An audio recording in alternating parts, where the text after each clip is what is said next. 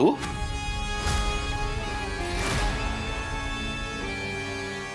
अगं मागे काय बघतीयस? तुझ्याशीच बोलतोय. दुसरे एक जण येणार होते ना म्हणून म्हटलं ये. मी चुकीच्या वेळी आले का? नाही नाही नाही, अगदी योग्य वेळी आली आहेस तू. तुझीच वाट बघत होतो. ये ये ये, बैस बैस. ते एकदम पंक्च्युअल का काय म्हणतात ते. ओ शेठ, पाणी आणून द्या असं म्हटल्यावर पाणी आणून देणार का?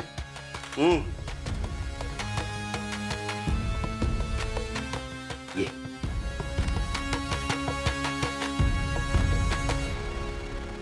ही अशी आमची माणसं, सगळं सांगायला लागतंय. असो, तू कशी आहेस? घरचे सगळे कसे आहेत? आई कशी आहे? नाही, बरे आहेत सगळे आता. खरं तर अभिजीतचं असं झालं तेव्हाच आलो असतो, पण काय करणार, कामानिमित्त बाहेरच्या देशात होतो. 2 दिवसापूर्वीच आलो. खूप वाईट झालं खरंच. बिचारा देव माणूस होता ग. मी तर म्हणतो देवच होता. कुणाचं एक नाही की 2 नाही, अगदी आपल्या आपल्या सरळ मार्गाने जाणारा माणूस. ज्या सगळ्यांच्या वर खूप जीव होता ना त्याचा. हो, आणि प्रीतीच्या आधीच्या लग्नासाठी तर खूप झटलाय तो. मी स्वतः पाहिलंय ना.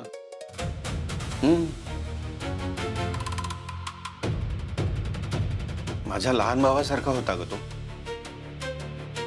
परवा इकडे लँड झालो आणि आल्या आल्या कळलं तुम्हाला पैशांची गरज आहे म्हणून.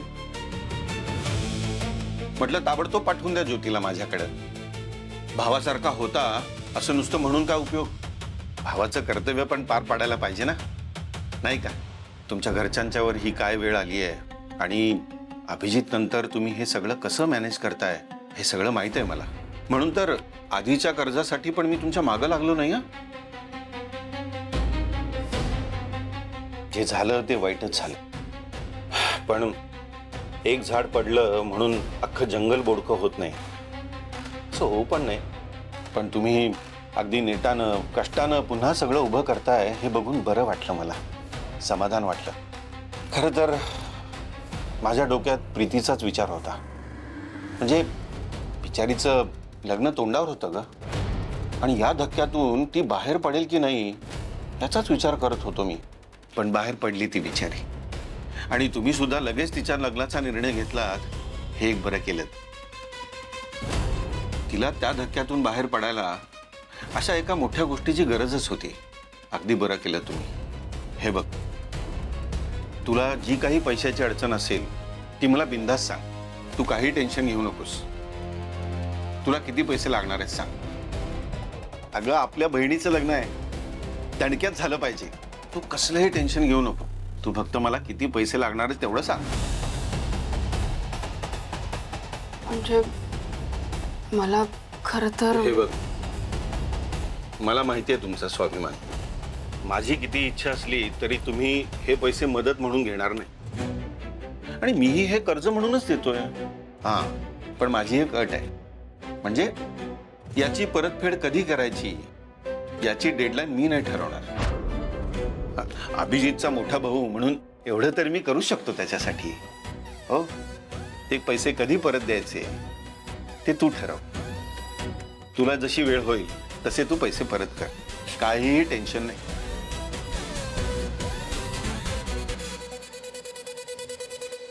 दादा आज आमच्यात नाहीये, पण तरी हे काका इनडायरेक्टली किती मदत करतात आम्हाला.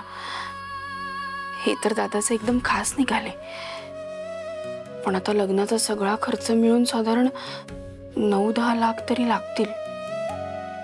आधीच यांनी एवढं कर्ज दिलंय, आता परत मी यांच्याकडे एवढी रक्कम कशी काय मागू?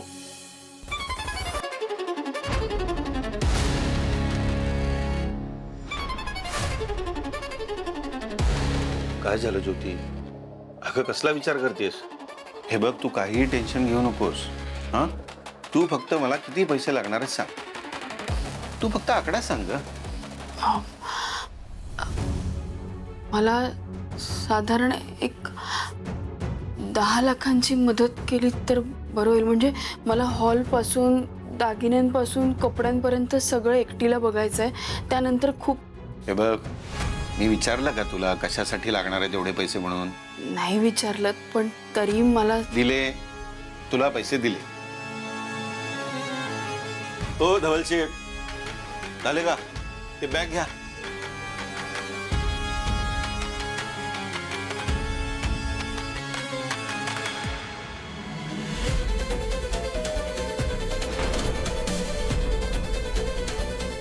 घे काका घे. एवढी कॅश नको मला.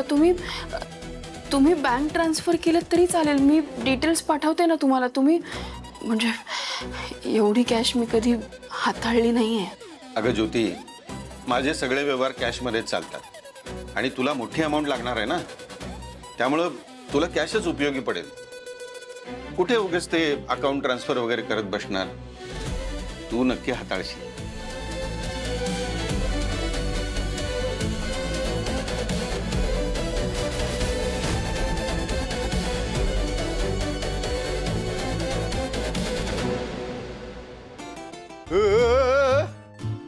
एवढं खुश तुला मी पहिल्यांदा बघतोय. काय काम झालं वाटतं? हो, काम झालं. मला माहितीच होतं. माझ्यासोबत आली आहेस म्हटल्यावर काम होणारच आहे. यात काय झालं स्वतःचं कौतुक करून. फॅक्ट, सत्य सांगतोय मी, सत्य. तुझा रथ तिथं बंद पडला होता. तू इथे वेळेत पोचलीच नसती माझ्याशिवाय. कळलं का? हे बघ, मी तुला आत्ताच सांगते. असू दे असू दे असू दे. उगाच थँक्यू म्हणायची गरज नाही. मी तुझ्या भावना समजू शकतो. पण मला हा प्रश्न पडलाय की एवढं काय अर्जंट काम होतं? नाही म्हणजे लग्ना संदर्भातलं काही पैसे वगैरे काही कुणाकडनं घेतलेस का? नाही म्हणजे कोणत्या माणसाकडनं घेतले वगैरे? तुला काय करायचं नसतं चौकशा? एक तर तुझा या सगळ्याशी काही संबंध नाहीये. तुला कशाला मी सगळ्या गोष्टी सांगू? बरं बरं, नको सांगू. भांडायला ना नुसतं कारणच लागतं तुला. काम झालं ना हे महत्वाचं आहे.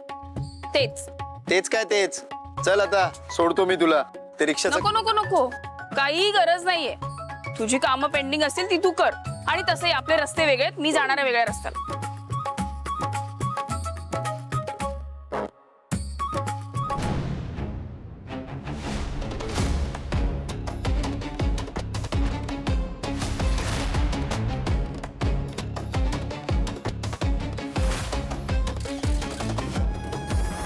अरे वा वा वा, पुरुषोत्तम,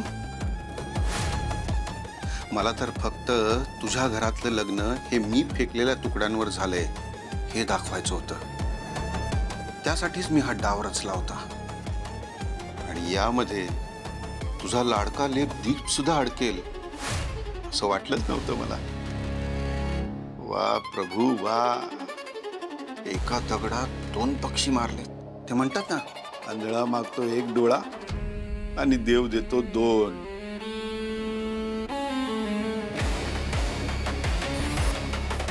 पुरुषोत्तम, आता तुझं नाक कापायला मजा येणार. परफेक्ट.